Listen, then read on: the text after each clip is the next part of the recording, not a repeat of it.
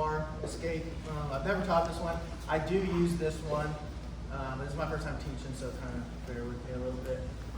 It's called the hitchhiker escape, and I'm going to go ahead and tell you now. You don't have, we're all going to drill it, but you don't, like, just be careful if you choose to use this while rolling. This is like absolute last resort. You're taking a little bit of a risk instead of tapping, so you could get your arm popped, so keep all that in mind.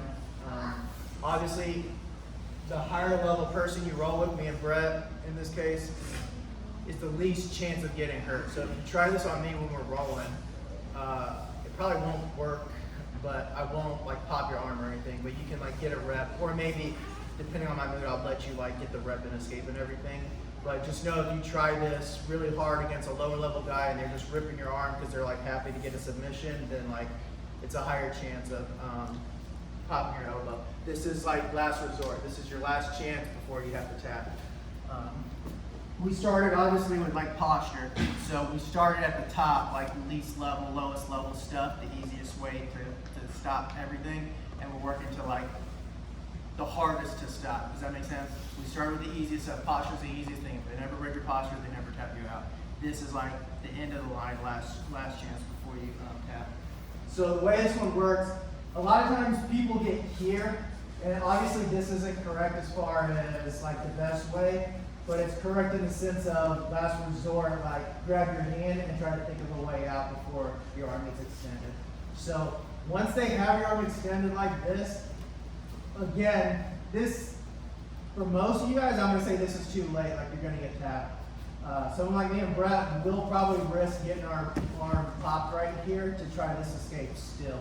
But the best time to do it is when you're here, and then when you know, when it feels inevitable that she's gonna break my grip here and then I'm gonna get tapped, that's the best time to go for this. So I'm gonna do it really slow, but the best time is like, I know she's got pressure on my arm and I know it's gonna happen, it's gonna break. So I'm gonna time it, I'm gonna let go, and that extra momentum here usually will buy you like that little millisecond of like a gap between her and my arm, and then I can start to rotate this way.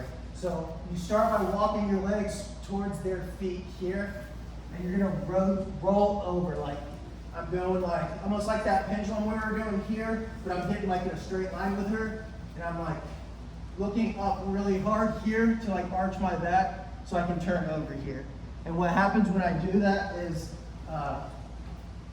I spin my arm, so my arm twists, so everyone knows like this, like thumb up, like look at my thumb here, when she does the arm work, just do arm work, like here, boom, tap.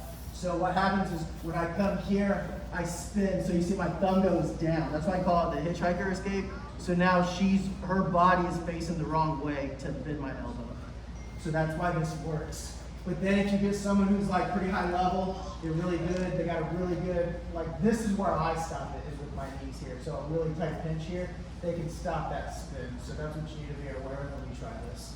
But most people are not gonna have that good of control with this. And like I said, this is last resort if you wanna try it. So we're here, she's pulling, she's pulling, she's pulling. I start to time it here, right around let go. With this hand, I always seem to go towards this ankle right here. I feel like it helps me get around and push her off here. And you see how my back is like arching here, and I'm like looking up here, coming around here. And as soon as I get here, I want to try to grab her leg here so that I can control her and start to work a pass right here.